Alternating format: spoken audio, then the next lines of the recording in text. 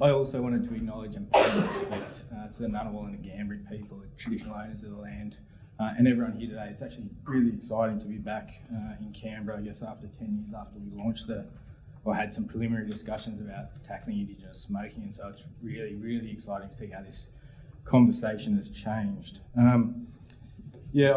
I spoke to Professor Lovett and I about this presentation, and since that conversation, I guess I've rewritten this presentation now 4 times since in the last hour.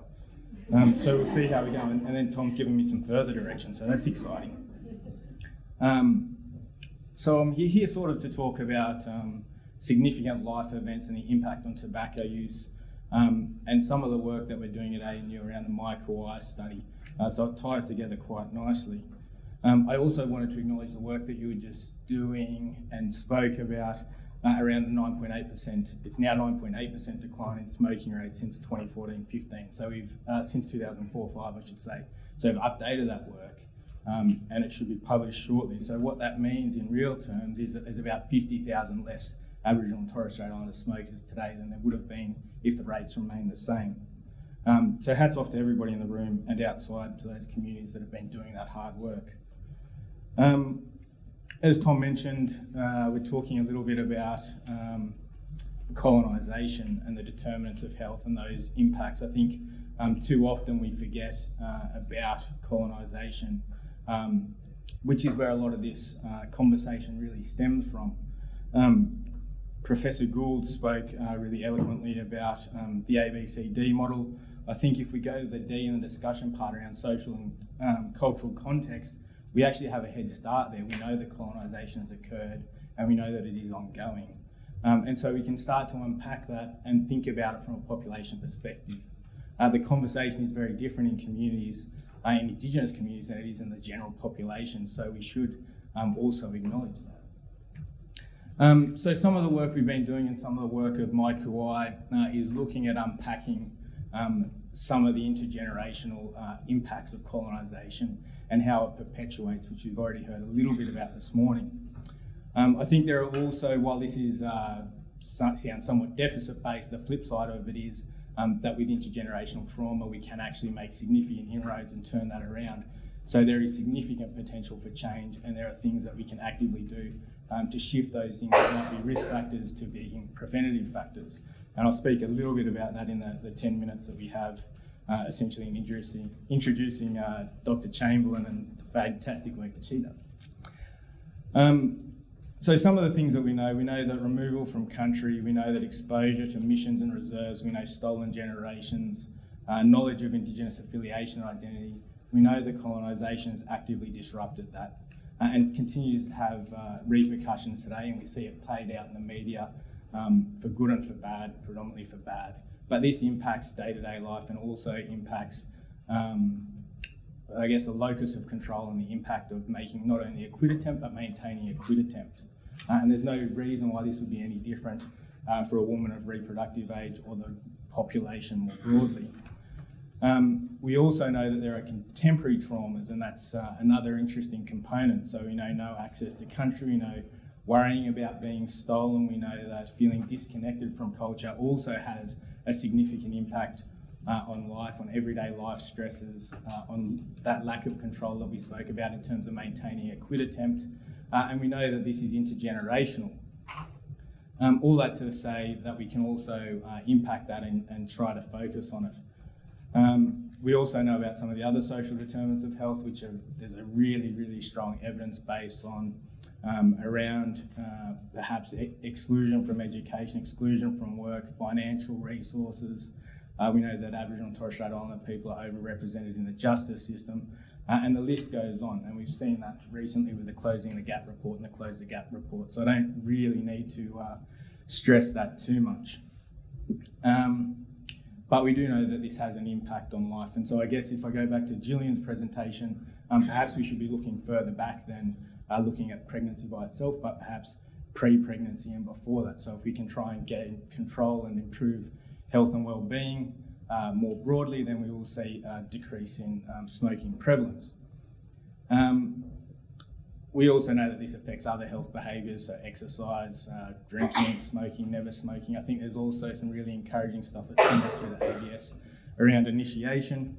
So there are also some really good news stories that we should be celebrating. I think pushing up that initiation age is really exciting, and again speaks to the health promotion work and the work that communities have been doing to address this. And overall then looking at wellbeing. And then also speaking to your point, Tom, about the health plan or the implementation plan, is that culture is in the centre of that. So on the flip side of this, and I'll go into this in the next slide, there are lots of preventative health or protective factors that we can address. So what can affect people's life chances? So we know about child development and birth. Many of the problems with our current approaches to looking at health and wellbeing are heavily focused in the areas of antenatal and developmental period and broader society, which we speak of as the social determinants of health. Whoa, scroll.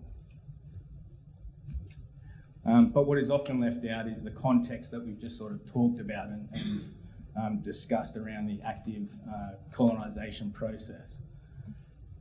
So when we look at intergenerational impacts, and as I've sort of already mentioned, removal from land, missions, reserves, intergenerational trauma has a significant impact, and it also has an accumulative impact. The flip side is we know that language and revitalisation, being with elders, connected to culture, belonging, family, mob, these things are protective. Racism not so much, and knowledge and participation. But when we start to acknowledge that broader context, we can start to address, we can't start to address, we can better address reducing tobacco use.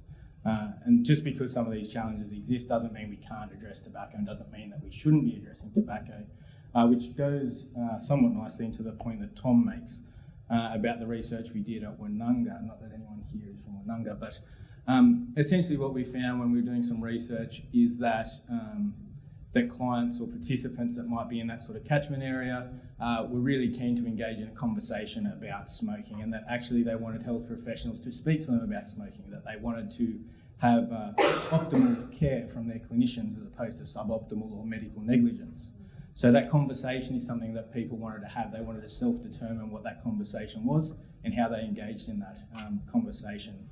On the flip side, I've had many conversations with many clinicians that say they don't want to bring that up, that they don't want to raise it, and that actually the most important thing is around that relationship. So we're having an incongruent conversation here where people want to have the conversation, but clinicians don't necessarily want to engage. I think it also comes to a point that I wrote down before that Gillian and others sort of have spoken about, is around culturally safe care and coming at it from a trauma-informed approach. So I think while people want to have that conversation and want to be able to self-determine if they make an attempt and then ideally maintain a quit attempt, we need to come at that from a culturally safe space, and we need to empower someone to feel like they can have that conversation in a good way.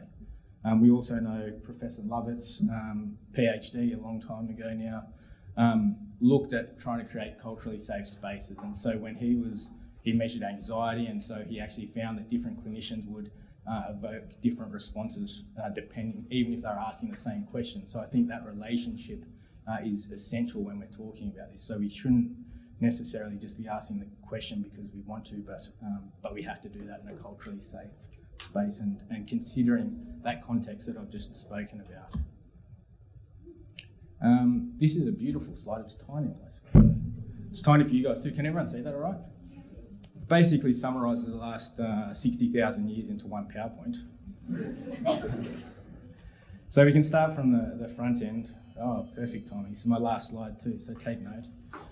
So going from pre-colonisation to colonisation, I think everyone in this room is an expert already, and so I don't really need to go through this process. But noting that colonisation is an ongoing concept, well not concept, it's ongoing, and that there is actually room for improvement here. So acknowledging it and making sure that it's front and centre in where we meet our clients and where we meet the population is a really important step from where we go to next. And so while this slide sort of stops and is adapted from Sherwood and the Healing Foundation in 2010, I think it's up to us as to how we guide that into the future. So there's a real opportunity to drive that and make a significant change for future generations. And that's one of the reasons why we're here today, obviously pregnancy in children and the generations to come. Was there anything else I missed or you wanted me to talk about? 20 seconds. Anyway, thank you.